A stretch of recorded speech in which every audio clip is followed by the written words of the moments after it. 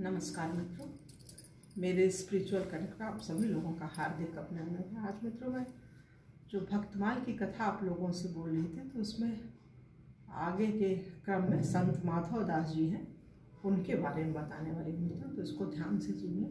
तो चलिए हम लोग शुरू करते हैं संत माधव दास जी की महिमा के बारे में। विनय की मूर्ति।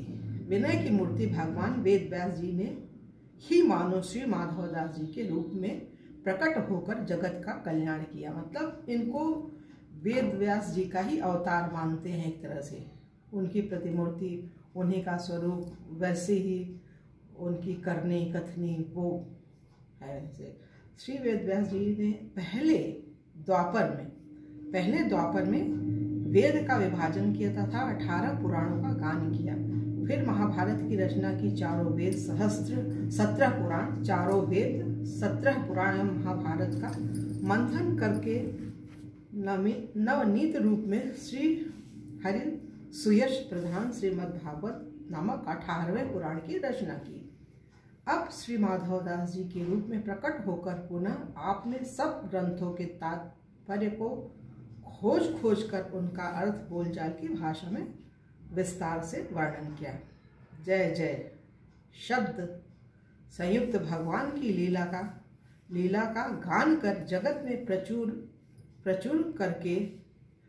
प्रचार करके असंख्य जीवों को संसार सागर से पार किया। इनके इष्ट श्री जगन्नाथ भगवान थे। ये वैराग्य की सीमा थे। इनका हृदय करुणा से सदा सराबोर रहता था। श्री माधव दास जी के विषय में विशेष विवरण सुनिए मित्रों, थोड़ा ध्यान से विस्तार से। श्री माधव दास जी कानिकुब्ज ब्राह्मण थे। गृहस्थ का आश्रम में आपने अच्छी धन संपत्ति कमाई। आप बड़े ही विद्वान तथा धार्मिक भक्त थे। जब आपकी धर्म पत्नी स्वर्गलोक को सिधारी, तब आपके हृदय में संसार से सहसा वैराग, मतलब एक अचानक जब पत्नी चली गई, उनका स्वर्गवास हो गया, तो एकदम से वैरागी हो गए। संसार को निस्सार समझकर आपने घर छोड़ जगन्नाथपुरी का रास्ता पकड़ा। वहां पहुंचकर आप समुद्र के किनारे एकांत स्थान में पड़े रहे और अपने को भगवत ध्यान में तल्लीन कर लिया। आप ऐसे ध्यानमग्न हुए कि आपको अन्न जल की भी सुध न रही। प्रेम की यही दशा है। इस प्रकार जब बिना अन्न जल आपको कई दिन बीत गए, तब दयालु जगन्नाथ जी को आपका इस प्रकार भूखे रहना न सहा गया। भगवान मतलब जगन्नाथ भगवान को दया आ गई। तुरंत सुभद्रा जी को आज्ञा दी कि आप स्वयं उत्तम से उत्तम भोग स्वर्ण थाल में रखकर मेरे भक्त माधव के पास पहुंचाओ। सुभद्रा जी प्रभु की आज्ञा पाकर स्वर्ण थाल सजाकर माधव दास जी के पास पहुंची। आपने देखा कि माधव तो ध्यान में ऐसा मग्न है कि उनके आने का भी कुछ ध्यान नहीं करता। अपनी आंखें मूंदे प्रभु की परम मनोहर मूर्ति का ध्यान कर रहा है। अतः आप भी ध्यान में विक्षेप करना उचित न समझ थाल रखकर चली गई। जब माधव दास जी का ध्यान समाप्त हुआ, तब वे स्वर्ण का थाल देखकर भगवत कृपा का अनुभव करते हुए आनंदाश्रु बहाने लगे। भोग लगाया, प्रसाद पा थाल को एक ओर रख दिया, फिर ध्यान मग्न हो गए। उधर जब भगवान के पट खुले, तब पुजारियों ने सोने का एक थाल न देख बड़ा शोरगुल बचाया। पूरी भर में तलाशी होने लगी। ढूंढते ढूंढते थाल माधव दास जी के पास पड़ा पाया गया। बस फिर क्या था, माधव दास जी को चोर समझकर उन पर चाबुक पड़ने लगे। माधव दास जी ने मुस्कुराते हुए सब चोटें सह ली। रात्रि में पुजारियों को भयंकर स्वप्न दिखलाई दिया। भगवान ने स्वप्न में कहा, मैंने माधव की चोट अपने ऊपर ले ली, अब तुम्हारा सत्यानाश कर दूंगा, नहीं तो चरणों पर पढ़कर अपने अपराध क्षमा करवा लो। बेचारे पंडा दौड़ते हुए माधव दास जी के पास पहुंचे और उनके चरणों पर जा गिरे। माधव दास जी ने तुरंत क्षमा प्रदान कर उन्हें निर्भय किया। भक्तों की दयालुता स्वाभाविक है। भक्त तो भक्त होते हैं मित्रों।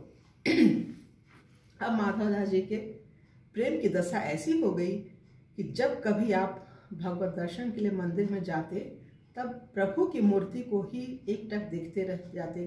दर्शन समाप्त होने पर आप तल्लीन अवस्था में वहीं खड़े खड़े पुजारियों के देखते देखते अदृश्य हो जाते। एक बार आप रात्रि में मंदिर में ही रुके रहे। वहाँ जब रात्रि में आपको जाड़ा लगने लगा तो स्वयं जगन्नाथ जी ने अपनी रजाई उड़ा दी। बारे प्रभु। एक बार माधव दास जी को अतिसार का रोग हो गया। आप समुद्र के किनारे दूर जा पड़े। वहाँ इतने दुर्बल हो गए कि उठ बैठ नहीं सकते थे। ऐसी दशा में जगन्नाथ जी स्वयं सेवक बनकर आपकी शुश्रूषा करने लगे। जब माधव दास जी को कुछ होश आया तब उन्होंने तुरंत पहचान लिया कि हो न हो ये प्रभु ही हैं। यह समझ झट उनके चरण पकड़ लिए और विनीत भाव से कहने लगे, नाथ, मुझ जैसे अधम के लिए क्यों आपने इतना कष्ट उठाया? फिर प्रभु, आप तो सर्वशक्तिमान हैं, अपनी शक्ति से ही मेरे दुख क्यों न हर लिए? वृथा इतना परिश्रम क्यों किया? भगवान कहने लगे, माधव, मुझसे भक्तों का कष्ट नहीं सहा जाता। उनकी सेवा के योग में अपने सिवा किसी को नहीं समझता।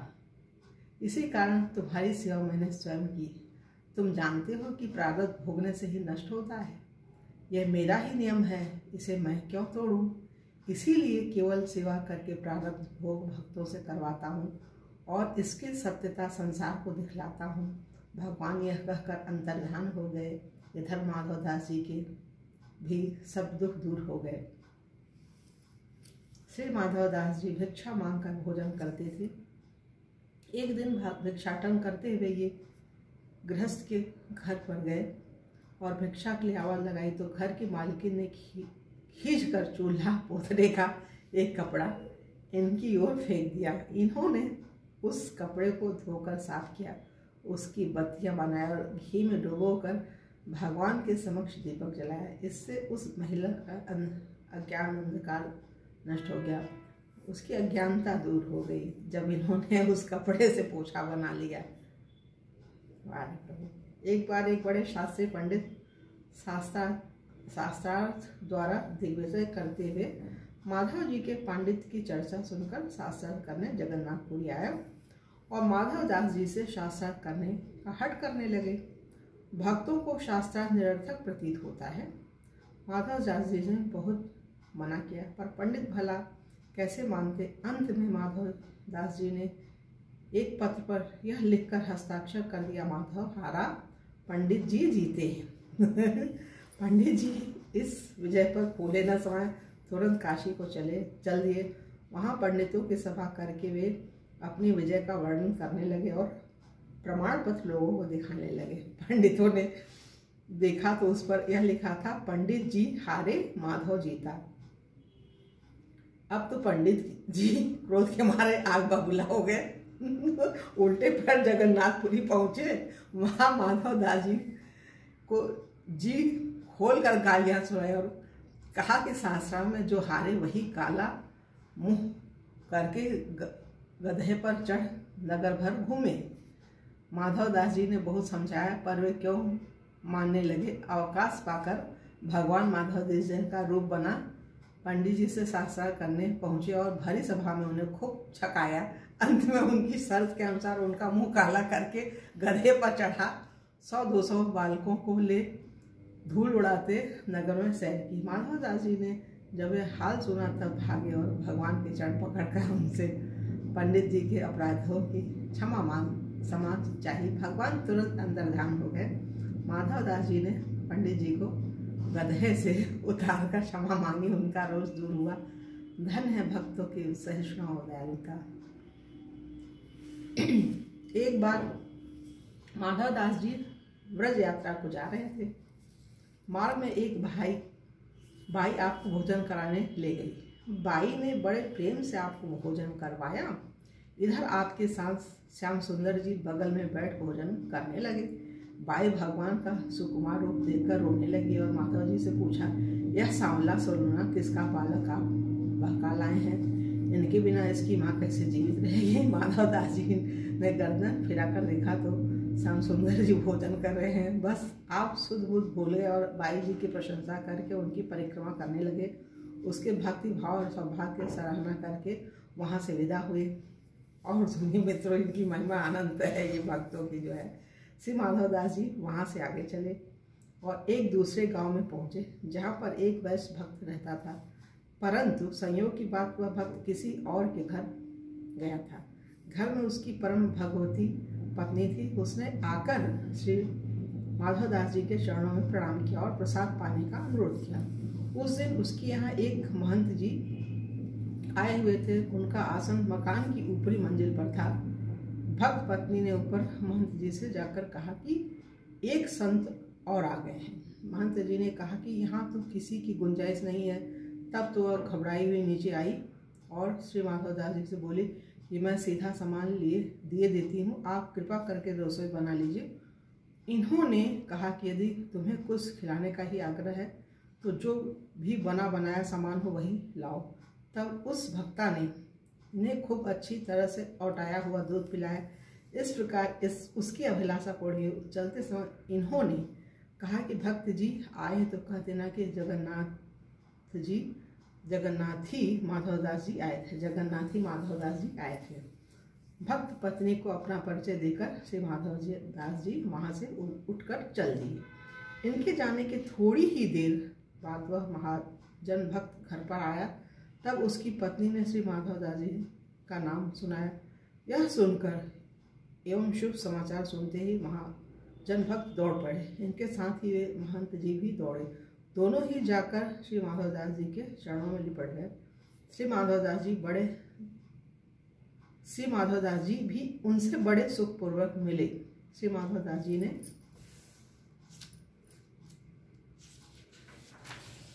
भक्त दंपत्ति की संत निष्ठा की बड़ी बड़ाई की। महंत जी ने अत्यंत दीन होकर कहा कि मैंने आपका अनंत अपराध किया है, वह कैसे दूर होगा। श्री माधवदास जी ने कहा कि जब तक जियो तब तक संतों की शीत प्रसादी सेवन करो। अपराध छूटने का यही अमोघ उपाय समझो। घर चलने का आग्रह करने पर श्री माधवदास जी ने महाराज भक्त से कहा कि लौटते समय पुनः मिलूंगा और श्री राम वृंदावन को चले गए वो। और एक और है बेटा मित्रों, इनका तो अनंत है और थोड़ा और सुनिए। श्री माधवदास जी श्री वृंदावन की शोभा देख देख कर मन में परमानंद में डूब गए। पुनः जब आप श्री बांके बिहारी जी के दर्शन के लिए गए तो वहाँ आपको चने मिले। इन्होंने चनों को ही ले जाकर श्री यमुना जी के पुलिन पर श्री ठाकुर जी को भोग लगा और स्वयं भी चना प्रसाद पाया। इधर जब स्वामी श्री हरिदास जी श्री बांके बिहारी जी के भोग आरोगने की भावना करने लगे तो ध्यान में देखा कि श्री ठाकुर जी भोग नहीं आरोग रहे हैं। श्री बांके बिहारी जी के भोग आरोगने की भावना करने लगे तो ध्यान में देखा कि श्री ठाकुर जी भोग नहीं आरोग रहे हैं। तब श्री स्वामी जी ने पूछा कि जय जय, आप भोग क्यों नहीं आरोग रहे हैं। तब श्री बिहारी जी ने कहा कि आज मुझे पाने की रुचि नहीं है। श्री माधवदास जी ने चने खिला दिए हैं। श्री स्वामी जी ने पूछा वे कहाँ हैं। तब श्री बिहारी जी ने उन्हें बताया कि वे इस समय श्री यमुना जी के किनारे हैं। तब श्री स्वामी जी की आज्ञा से शिष्य सेवक गण श्री माधवदास जी को खोज लाए। पूछने पर श्री माधवदास जी ने कहा कि आपके ठाकुर ग्वारिया होंगे तो पचा लेंगे और यदि महली ठाकुर होंगे तो नहीं पचा पाएंगे। बहुत अच्छी कहानी होती है मित्रों इनकी तो भगवान के भक्तों के। एक और सुनिए। श्री माधवदास जी ब्रज के तीर्थों का दर्शन करने लगे। भांडीर वट नामक तीर्थ में पहुँचे। वहाँ खेमदास नाम के एक वैरागी रहते थे। वे रात्रि में श्री माधवदास जी से छिपाकर खीर खाने लगे तो इन्होंने उन्हें शिक्षा देने के लिए चमत्कार पूर्वक खीर में कीड़े दिखाई, फिर उपदेश भी दिया। भगवान की लीला कथा सुनने के लिए हरियाणा के एक गांव में जाकर कुछ दिन रहे। वहाँ एक संत के आश्रम में गोबर पाथने की सेवा करते थे। पुनः ये श्री जगन्नाथपुरी को लौट गए चले। मार्ग में इनकी जन्मभूमि का गांव पड़ा। लोगों के मुख से अपनी माता एवं पुत्र का कुशल समाचार सुनकर घर आए। फिर माता की उपदेश परक वाणी, मेरा माधुआ भगवान को छोड़कर घर नहीं आ सकता है। सुनकर वहां से तत्काल भूखे ही चल दिए। मार्ग में भगवान ने एक महाजन भक्त को स्वप्न देकर प्रसाद पवाने के लिए श्री माधवदास जी से मिलाया। आपने उसके यहाँ भोजन किया और फिर जगन्नाथपुरी को चल दिए। इस प्रकार माधव जी के अनेक चरित्र हैं मित्रों, तो एक और सुनिए। श्री माधवदास जी का भगवान श्री कृष्ण से सख्य भाव था, मतलब वो भगवान को अपना मित्र समझते थे, अतः भगवान उनसे विविध प्रकार के विनोदपूर्ण कौतुक किया करते थे। एक दिन जब आप भगवान का दर्शन करने लगे तो देखा कि भगवान कुछ उदास है। आपने पूछा, प्रभु आज आप कुछ उदास से प्रतीत हो रहे हैं, क्या बात है? श्री ठाकुर जी ने कहा, माधव जी क्या बताएं, साल बीतता जा रहा है और पका कटहल खाने को नहीं मिला। राजा जी के बाग में कटहल खूब फले हैं और पके भी हैं। अगर आप सहयोग दें तो आज रात में बाग में चलकर कटहल खाया जाए। आपने कहा, प्रभु बचपन में तो मुझे पेड़ पर चढ़ने का अभ्यास था, पर अब तो मैं बूढ़ा हो गया हूँ, मेरे हाथ पांव हिलते हैं, अतः पेड़ पर चढ़ने में तो मुश्किल होगी। श्री बलराम जी भी इस विनोद में रस ले रहे थे। उन्होंने कहा, माधवदास जी हम चढ़ने में सहायता कर देंगे, आपको कोई कठिनाई नहीं होगी। बात तय हो गई। श्री कृष्ण, बलराम और माधवदास जी आधी रात में चुपचाप राजा जी के बाग में घुस गए। श्री बलराम जी ने सहारा देकर माधवदास जी को पेड़ पर चढ़ा दिया। माधवदास जी ने बड़े और खूब पके देखकर कई कटहल नीचे गिराए। दोनों भाइयों ने खूब जी भरकर कटहल खाए। उधर फलों के गिरने की आवाज़ सुनकर बाग के माली जाग गए और आवाज़ की दिशा में लाठी लेकर दौड़े। उन्हें आता देखकर श्री कृष्ण बलराम तो बाग की चारदीवारी लांघकर भाग गए, पर बेचारे माधवदास जी रंगे हाथों पकड़ लिए गए। मालियों ने रात्रि के अंधेरे में इन्हें बचाना नहीं, अतः खूब मार लगाई और रात भर बांध कर भी रखा। प्रातःकाल इन्हें बंदी अवस्था में ही राजा के सम्मुख दरबार में पेश किया गया। राजा इन्हें देखते ही पृथ्वी पर गिर पड़े और साष्टांग दंडवत प्रणाम किया और मालियों द्वारा किए अपराध के लिए क्षमा मांगी और मालियों को दंड देना चाहा। इस पर श्री माधवदास जी ने कहा, राजन, मालियों ने अपने कर्तव्य का अच्छे प्रकार से पालन किया है, इन्होंने कोई अपराध नहीं किया, अतः इन्हें दंड नहीं पुरस्कार देना चाहिए। राजा ने आपके कथानुसार मालियों को 12 बीघे जमीन का पट्टा पुरस्कार स्वरूप दिया। तत्पश्चात इसके बाद उनसे आधी रात में बाग में आने का कारण जानना चाहा। श्री माधवदास जी ने उन्हें जब सारी बात बताई तो राजा प्रेम विभोर हो गए। उन्होंने कहा, प्रभु मेरे धन्य भाग्य है कि आप मेरे बाग में आए, अब यह बाग आपकी ही सेवा में प्रस्तुत। यह कहकर राजा ने ताम्रपत्र पर लिखकर बाग को श्री ठाकुर जी के ही चरणों में समर्पित कर दिया। माधवदास जी के ऐसे अनेक चरित्र हैं जो विस्तार वैसे यहाँ वर्णन नहीं किए, मतलब बहुत लंबा हो जाएगा। इनके तो अनंत हैं मित्रों। ये जो भक्त होते हैं ना, भक्त, उनकी कथा सुनिए, बोलिए, पढ़िए तो मन करता है सुनते ही जाए, सुनते ही जाए। तो ठीक है मित्रों, आप लोगों से एक अनुरोध है कि यदि आप लोगों ने हमारे इस चैनल को स्पिरिचुअल करेक्ट को सब्सक्राइब नहीं किया तो सब्सक्राइब कर लीजिए मित्रों, और ज़्यादा से ज़्यादा लोगों को शेयर भी कीजिए। तो चलिए ठीक है मित्रों, हम अपनी वाणी को ये विराम दे रहे हैं और कल अगले वीडियो में आप लोगों से श्री रघुनाथ दास गोस्वामी जी के बारे में बात करेंगे। उनकी क्या महिमा होगी, वो भी अनंत है। संतों की महिमा तो क्या होगी, क्या बोला जाए। ठीक है मित्रों, कल आप लोगों से मिलेंगे, तब तक के लिए जय हिंद, जय भारत, ओम शांति, ओम शांति, ओम शांति।